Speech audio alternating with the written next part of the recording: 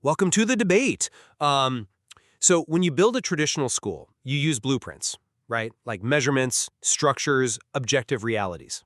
Right? But when you build a homeschool, you're forced to look in a mirror. And often, parents really don't like what they see. So today we're digging into a pretty controversial idea from the Empowered Homefront material. It asserts that successful homeschooling isn't really about curriculum at all. It's fundamentally about the psychological transformation of the parent. Which is a bald claim. Very. I'll be arguing that parental self-awareness and this, process of deschooling are the exact mechanisms that make homeschooling actually work. And I'll be taking the stance that, well, while emotional growth is certainly valuable, over-centering the adult's journey risks turning an educational endeavor into basically personal therapy, which overshadows the objective academic needs of the child. Okay, let's start with what parents actually bring to the table. We all carry 12 or more years of traditional schooling baggage into our homes.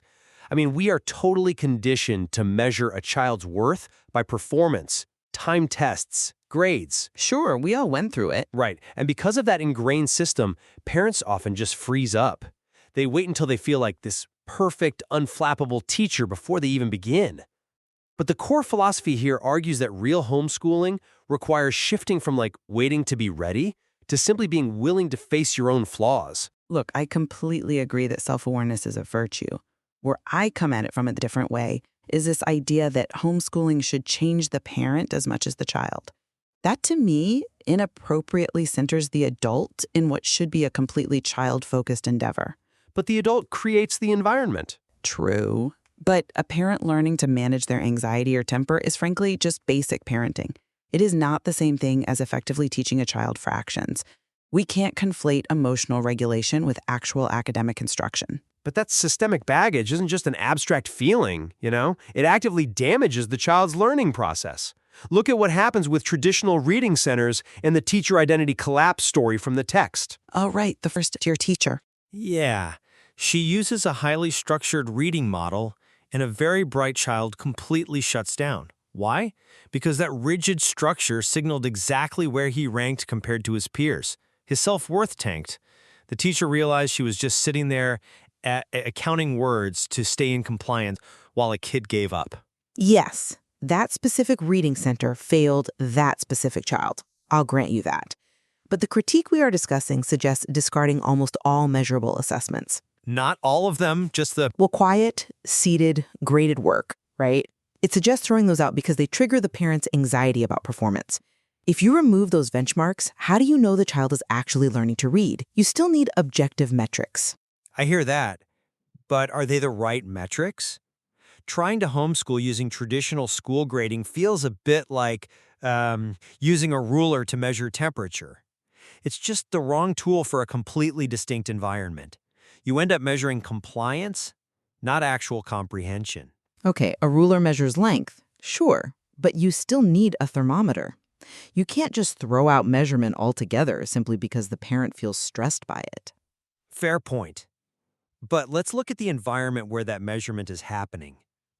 This brings up the parenting mirror concept, the reality that children learn how you are under stress. Right. Take the story where a parent completely loses it because their child, Kaylee, ruins a brand new pair of shoes. The parent yells and the child shuts down, eventually suffering through a terrible dance practice. When a child sees a parent lose control like that, their nervous system biologically registers a threat. Okay, but wait, just to finish the thought. In a traditional school, that kid goes to class and escapes the threat. In a homeschool, they are stuck in the room with it. The learning centers of their brain literally shut down. If the parent shuts down, the classroom shuts down. I'm sorry, but I just don't buy that as an educational framework. Let me tell you why. The proposed solution for that shoe incident is to use a private parent mirror journal. It's a psychological exercise with prompts to unpack the parent's behavioral triggers. Which is necessary. It is an exercise in therapy. It is undeniably healthy to stop yelling over ruined shoes, obviously, but resolving your personal outbursts cannot replace a rigorous academic structure.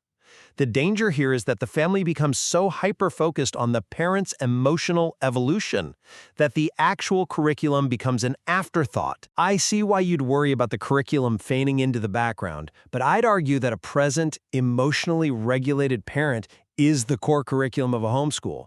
You cannot separate a child's academic success from the parent's willingness to unlearn their own triggers.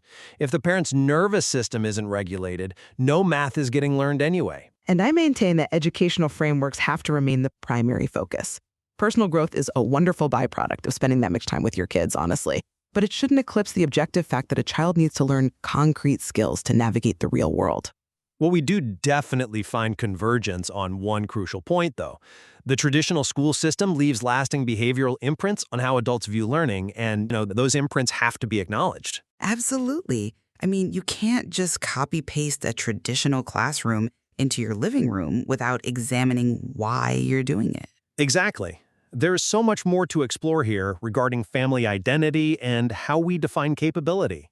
Ultimately, whether homeschooling is a blueprint for the child's mind or a mirror for the parent's soul, well, that's a question you'll have to answer for yourself. Thanks for joining us.